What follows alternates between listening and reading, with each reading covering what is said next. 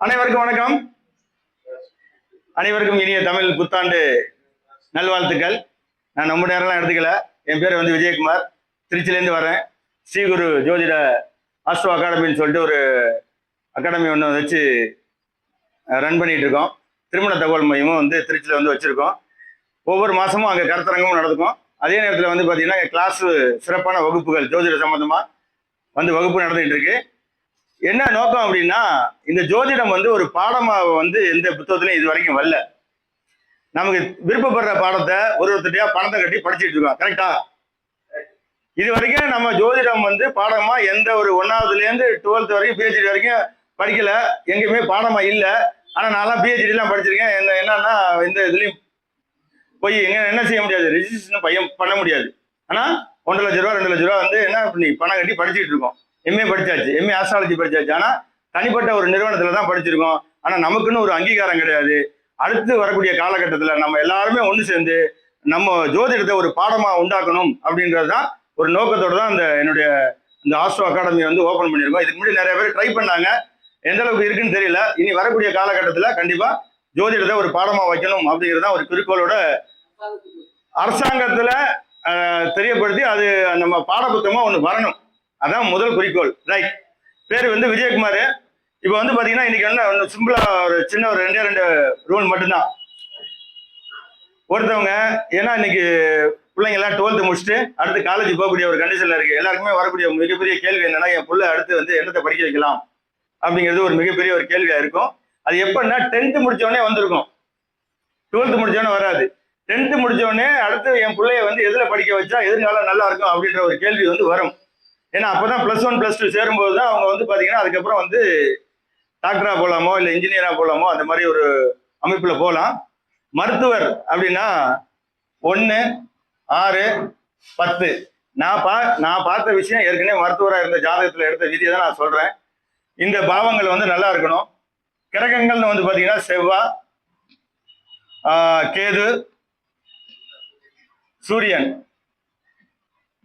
இந்த 3 கிரகமும் ஸ்ட்ராங்கா இருக்கணும். அப்படின்னா என்னென்ன, செவ்வாய் ஒன்று இங்கே இருக்கலாம், ஒன்று நீசமா இருக்கலாம், இல்லைன்னா இங்கே ஆட்சியா இருக்கலாம், இல்லைன்னா என்னது செவ்வாய் வந்து உச்சமா இருக்கலாம், இல்லைன்னா அந்த இடத்த பார்க்கணும். இது ஒரு ரூல். ஒருத்தர் மருத்துவராக இருக்கணும் அப்படின்னா நீசமா வேணாலும் இருக்கலாம். ஏன் அப்படின்னா மருத்துவர்னா டைரக்டா மருத்துவர் கிடையாது, நெக்ஸ்ட் கேட்டகரியில இருப்பாங்க. அது கிரகத்தோட காம்பினேஷனை பொறுத்து இருக்கு. இப்போ வந்து செவ்வாய் ராகு சேர்ந்துச்சுன்னா அவங்க வந்து பார்த்தீங்கன்னா ஆப்ரேஷன் தியேட்டர்ல அந்த மாதிரி இருப்பாங்க. இல்லைன்னா அந்த ஏன்னா அதுல நிறைய பிரிவு இருக்குல்ல, அந்த மாதிரி மருத்துவர் ஆகணும்னா இதான் விதி. செவ்வாய் ஸ்ட்ராங்கா இருக்கணும். இந்த 4 கட்டத்துல உச்சமோ நீசமோ ஆட்சியா இருக்கணும். அதே மாதிரி சூரியன் சரி, சூரியன் ஆட்சியாவோ இல்ல உச்சமாவோ இருக்கணும். அப்படி இல்லை அப்படின்னா லக்கணத்துக்கு 10ல செவ்வாயோ சூரியனோ தொடர்பு கொள்ளணும். ஏன்னா லக்கணத்துக்கு 10ஆம் இடத்துல தான் சூரியன் செவ்வாய் திக்பலம் அடைவாங்க. சரிங்களா?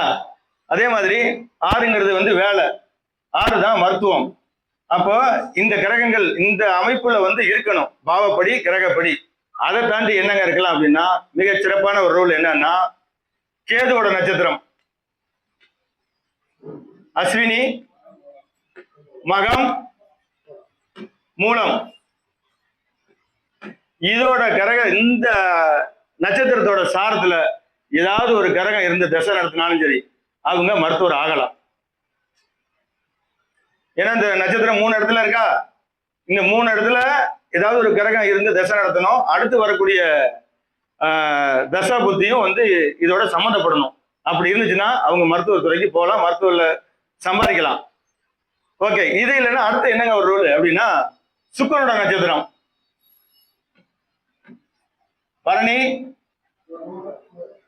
பூரம், பூராடம். இந்த சுக்கிரனோட நட்சத்திரத்திலையும் ஒரு கிரகம் இருந்து தசாபுத்தி நடத்தினாலும் அவங்க மருத்துவர். இந்த ரூல் எங்கேயும் சொல்லியிருக்க மாட்டாங்க, எந்த புக்கிலையும் சொல்லியிருக்க மாட்டாங்க. இந்த கேதுவோட நட்சத்திரத்திலையும் சுக்கிரனோட நட்சத்திரத்திலையும் நீங்க வந்து பாத்தீங்கன்னா ரூல் எல்லாம் இது வரைக்கும் யாரும் சொல்லியிருக்க மாட்டாங்க. என்னுடைய ஆய்வுல இருந்து எடுத்தது, செக் பண்ணி பாருங்க. கிட்டத்தட்ட ஒரு 50-100 ஜாதகத்துல இந்த 6 நட்சத்திரத்துல கிரகங்கள் இருந்து தசாபுத்தி நடத்தும் போது அவங்க மருத்துவரா இருக்காங்க. ஏதோ ஒரு மருத்துவர், மருத்துவத்துறை. ஏன்னா ஒரு துறையில அவங்க வந்து வேலை பார்க்கணும்னா கண்டினியூவா வந்து செயல்படணும். நன்றிங்க, நன்றி. எப்ப உண்மையிலே எனக்கு என்ன ஒரு விஷயம் சொல்றோம் அப்படின்னோம்னா, இங்க காலையில இருந்து இவ்வளவு நேரம் காத்திருக்காங்க. இன்னைக்கு வந்து பாத்தீங்கன்னா தமிழ் வருட பிறப்பு. ஏதாவது ஒரு 2 ரூல நல்ல விதமா சொல்லிட்டு போகணும் அப்படிங்கறதுதான். ஏன்னா என்னுடைய ரிசர்ச்ல வந்து எடுத்தது. சரிங்க. சூப்பருங்க. அப்புறம் வந்து பாத்தீங்கன்னா லக்கணத்துக்கு 10ல செவ்வாய் ஆட்சி 12 சுக்கிரன் நட்சத்திரம். அப்ப நான் சொன்ன இந்த ரூல்ல வந்துருச்சா? பக்காவா செட் ஆகும். இது வந்து ஒரிஜினல் ரூல்.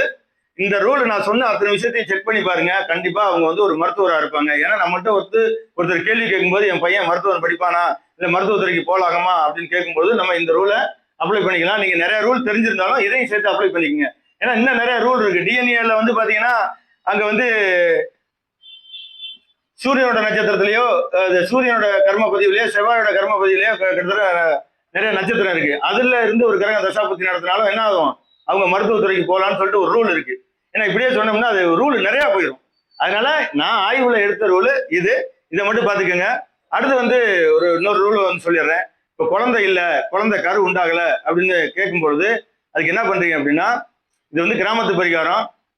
என்னன்னா புத்து மண் இருக்கு பாத்தீங்களா, அந்த புத்து மண்ணை எடுத்து குழைச்சு அவங்க லேடிஸோட வயிற்றுல வந்து அப்ளை பண்ணாங்க அப்படின்னா, அப்ளை பண்ணிட்டு குளிச்சிடணும்.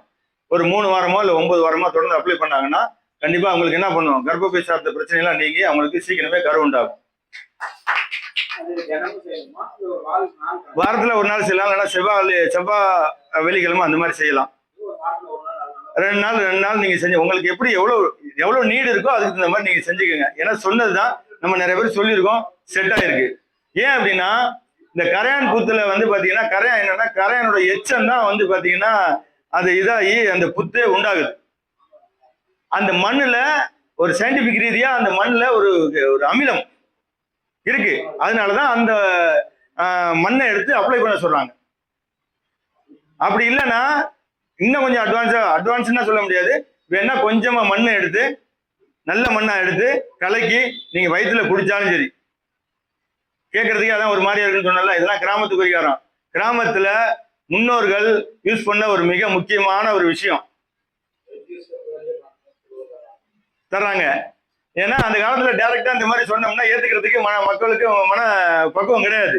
அதனால மருந்து ரீதியா இல்ல வேற ஏதாவது நாங்க இது தரோம்னு சொல்லி 2-3 ஐட்டம் 2-3 நம்ம ஆயுர்வேதிக் மருந்தோட மூலிகையோட சேர்த்து கொடுத்தாங்க அப்போ. சரிங்களா? இதை நான் வந்து டைரக்டா சொல்றேன். அது நீங்க உங்களுக்கு எப்படி விருப்பமோ அந்த மாதிரி நீங்க கொடுத்தீங்க அப்படின்னா கண்டிப்பா உங்களுக்கு என்ன ஆகும், கரு உண்டாகும். இது 100க்கு 100 உண்மை. இன்னைக்கு பட்டுக்கோட்டை பகுதியில அது செஞ்சுட்டு இருக்காங்க. வெளியில யாரும் சொல்றதெல்லாம் இல்லை. நமக்கு தெரிஞ்ச விஷயத்த இன்னைக்கு தமிழ் வருட பிறப்பு அப்படிங்கிறதுனால சில முக்கியமான விஷயத்த உங்களுக்கு சொல்லணும் அப்படிங்கிறதுல இந்த நேரத்துல வந்து சொல்றேன். இதை மட்டும் செக் பண்ணி பாருங்க. கண்டிப்பா உங்களுக்கு வந்து குழந்தை வந்து உண்டாகும். கோச்சாரத்துல குரு ஒரே நேரத்துல சுக்கிரனையும் சந்திரனையும் பார்க்கணும். இப்ப பிறந்த கால ஜாதகத்துல வந்து இப்ப இன்னைக்கு கோச்சாரத்துல குரு இங்க இருக்காரா, அப்ப இந்த குரு ஒருவேளை சுக்கிரன் இங்க இருக்காருன்னு வச்சுக்கோங்க, சந்திரன் இங்க இருக்காருன்னு வச்சுக்கோங்க, இங்க பாப்பாரா, இப்படி ஒரே நேரத்துல 2 பேரையும் பார்க்கணும். எப்ப கரு உண்டாவாங்கன்னு ஒரு கேள்வி வரும்ல. ஒருவேளை சுக்கிரன் இங்க இல்ல, இங்க இருந்தாலும் ஓகே. ஒருவேளை சுக்கிரன் இங்க இருந்தாலும் ஓகே, இல்ல சந்திரன் இங்க இருந்தாலும் ஓகே.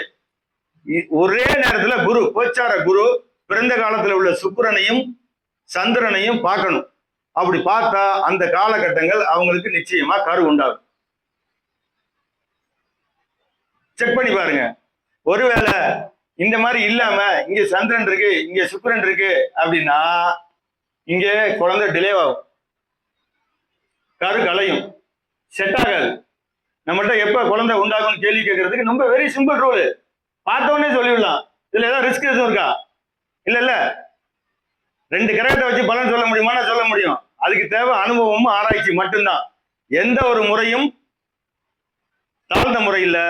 அதனால நம்ம எந்த முறையை படிச்சாலும் ரொம்ப ஆழமா படிச்சோம் அப்படின்னோம்னா அந்த ஒரு துறையில ஒரு மிகப்பெரிய ஒரு உன்னதமான நிலையை அடைய முடியும் அப்படின்னு கேட்டுக்கிட்டு எனக்கு வாய்ப்பளித்த வாருங்கள் வளருவோம் ஐயா ஆனிலை பாலகிருஷ்ணன் ஐயாவுக்கு மிகப்பெரிய ஒரு நன்றியை தெரிவிச்சுட்டு விடைபெறுகிறேன். நன்றி, வணக்கம், வாழ்க வளமுடன்.